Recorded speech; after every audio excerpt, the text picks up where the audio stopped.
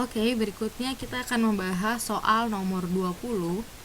Di situ diketahui perbandingan jumlah energi radiasi kalor setiap satuan waktu itu adalah 1:16. Jika salah satunya bersuhu 47, suhu benda hitam yang lainnya berapa? Oke, karena yang diketahui adalah perbandingan jumlah energi setiap satuan waktu, berarti itu adalah Q per T, atau bisa disimbolkan langsung dengan H. Jadi kita bisa langsung tulis di sini H1/H2 adalah 1:16.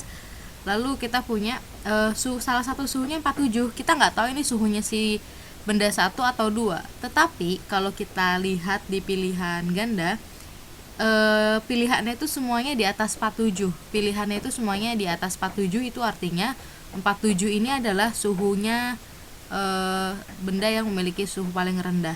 Kalau kita lihat dari perbandingan 1 dan 16, yang paling kecil itu kan 1. Maka bisa kita tarik kesimpulan bahwa 47 ini adalah milik T1.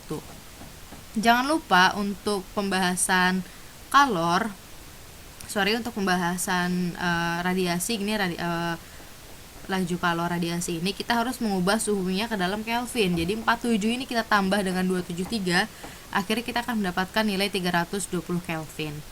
Nah, kalau kita udah punya persamaan radiasi itu seperti ini. H sama dengan Q per T, E dikali tau dikali A dikali T pangkat 4. Nah, kita balik lagi ke atas. Di atas itu karena di sini nggak ada keterangan berapa benda hitamnya tuh, berapa nilai kehitamannya, berapa nilai emisivitasnya, berarti ini kita anggap sama E-nya tuh. Sementara tau itu adalah konstanta Boltzmann, nilainya sama gitu ya.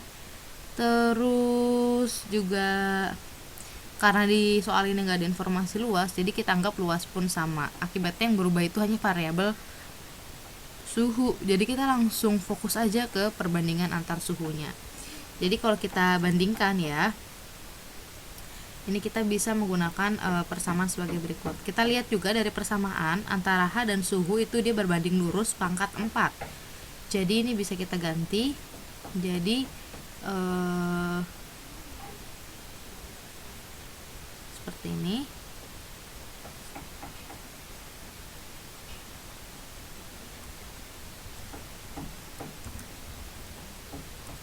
H1 gitu ya banding H2 gitu ya, sama dengan, nah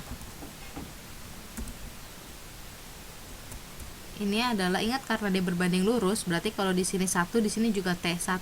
Tapi jangan lupa di situ ada pangkat 4-nya. Jadi ini kalau kita tulis adalah T1 pangkat 4 kayak gitu. Bawahnya juga sama, berarti dia di sini jadi T2 pangkat 4, seperti itu.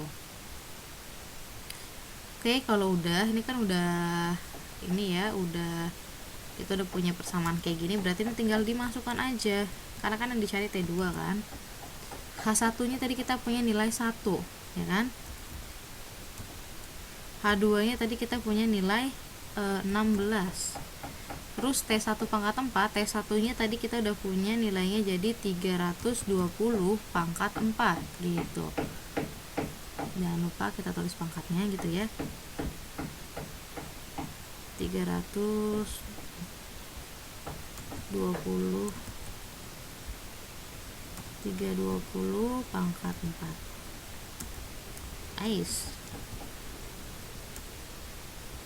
gitu ya.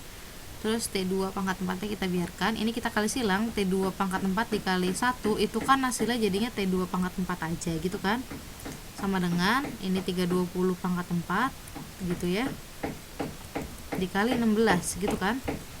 Nah, ini supaya enak penulisannya kita jadiin pangkat 4. 16 itu kan sama juga kayak 2 pangkat 4 ya kan. Jadi ini kita ganti aja, jadi 16 ini kita ganti jadi 2 pangkat 4 gitu. Supaya apa? Nah, ini ada tujuannya. Jadi kan yang ditanya itu kan hanya T2 aja, sementara dari rumusnya kita punya T2 pangkat 4. Ini adalah penyakit, jadi kita harus hilangkan. Kita hilangkan pangkat 4 dengan cara di akar 4. Jadi kan kalau biasanya kan kalian punya akar yang pangkat 2 di akar kuadrat gitu ya. Ini berarti di akar pangkat 4. Gitu. Akhirnya T2 pangkat 4 di akar pangkat 4 itu dia sisa T2. Gitu. 320 pangkat 4 di akar 4 itu tersisa 320. 2 pangkat 4 di akar 4 itu tersisa 2. Jadi ini mirip kayak aljabar biasa sih gitu ya.